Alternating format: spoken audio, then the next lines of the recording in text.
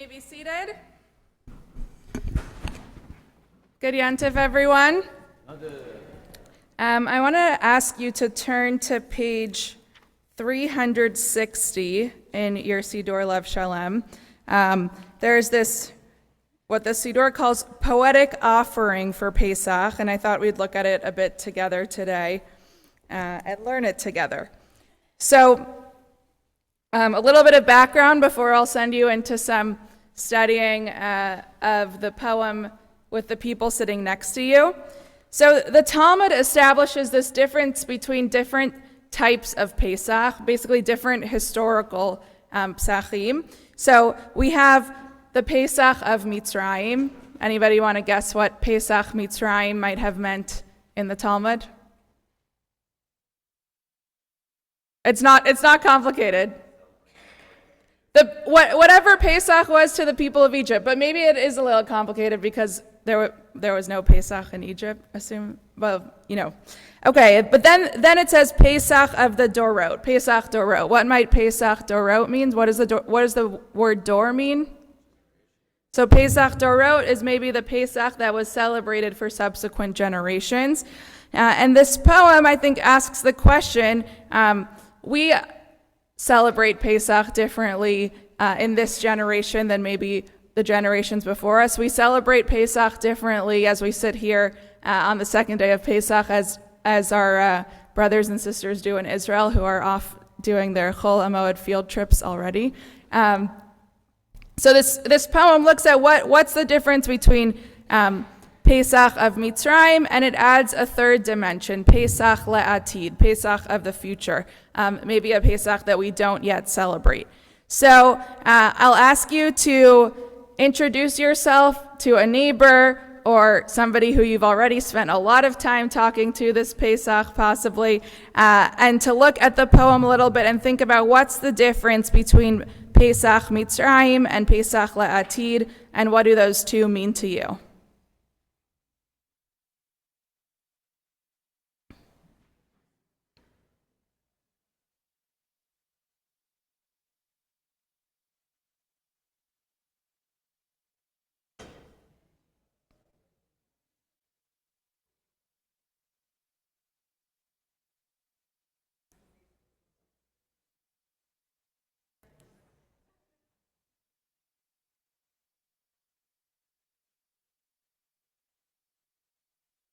Ezra, you want to come learn with me?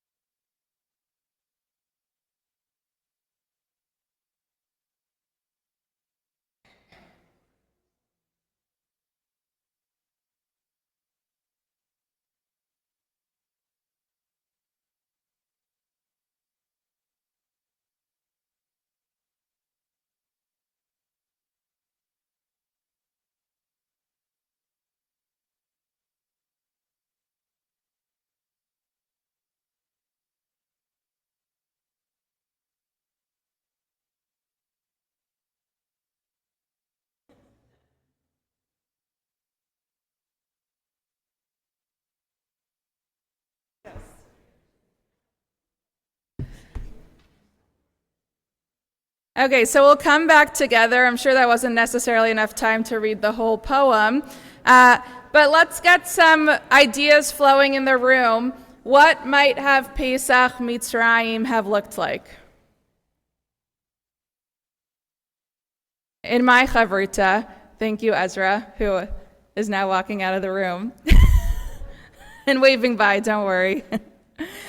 We talked about how maybe Pesach could have been celebrated after the Israelites knew that redemption was coming, but we also talked about the fact that the Egyptians probably were very sad. There was no Pesach for the Egyptians, a great insight for a fifth grader. Because they lost their slaves. What else in your chavrutas did he talk about the Pesach of Mitzrayim? When might have Pesach Mitzrayim have happened?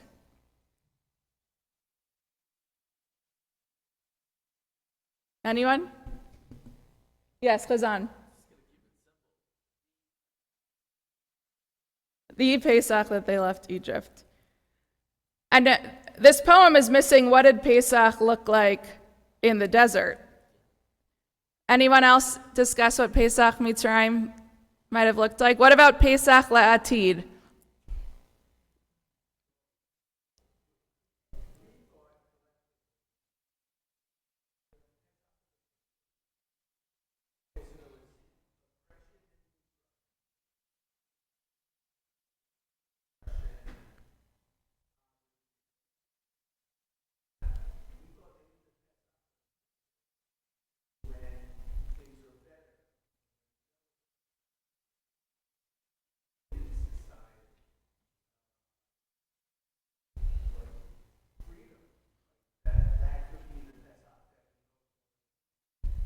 And that maybe we're always striving towards freedom. We don't necessarily know what it looks like yet.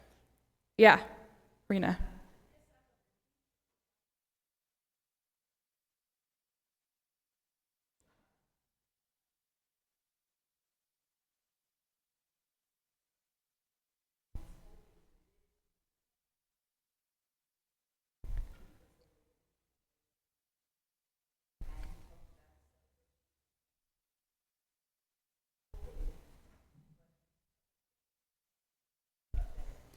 So this poet who was hoping for a better future, which we sort of have reached, right? The poet hoped for a Pesach that we're at maybe today. Anyone from this side of the room? What did these different Pesachs look like for you? Laura?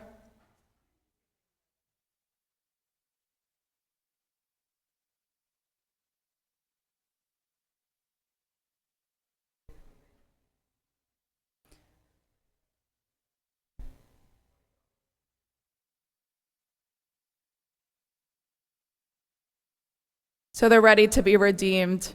Nice. I wanted to add this one more dimension, which I thought about a lot in the previous years. This year I celebrated my Pesach with a lot of little children, so it made sense, the command that we have on Pesach, which is Vehigarik talavincha, to teach your kids. But, as my siblings and I were older, and the youngest kid was, 16, 17, 18, I thought, who are we teaching at this Seder if we are all sort of grown up? Do we all become the children again?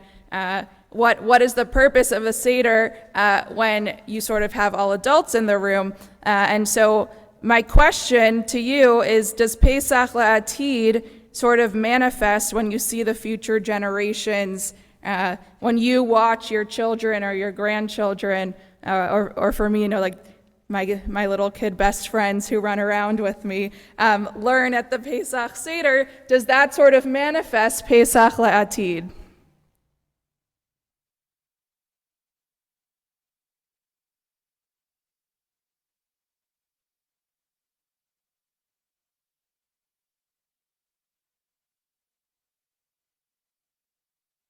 Mm-hmm.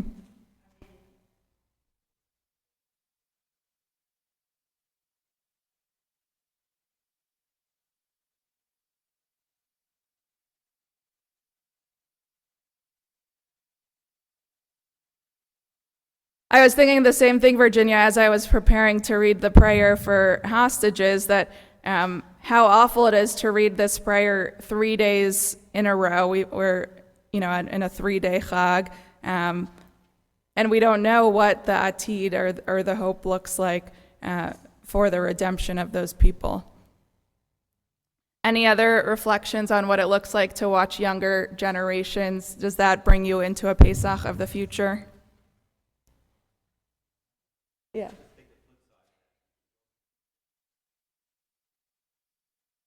Uh-huh.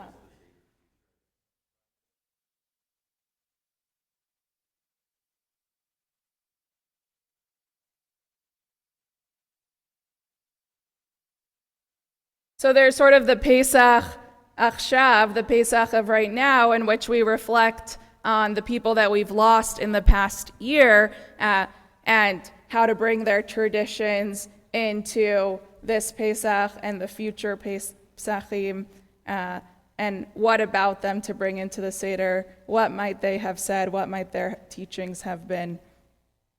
So I think it's safe to say that this poem, which I don't think we recite here, is talking about all different sorts of Pesachs that we still celebrate. We sometimes, or mourn, right? We sometimes feel that we are in the Pesach of oppression, whether that be praying for the return of our hostages, the end of the war currently in Israel, or our also, forms of oppression and anti-Semitism here in America.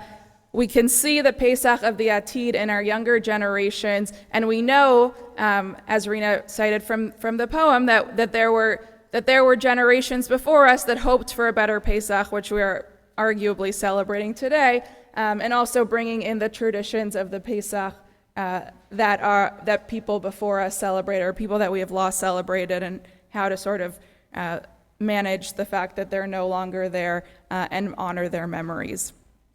Just a little food for thought in this poem, this Pesach. And with that, Chazan, you ready? And for any, not so many, but there is Tat Shabbat and Cookie Minyan happening on the other side of the building.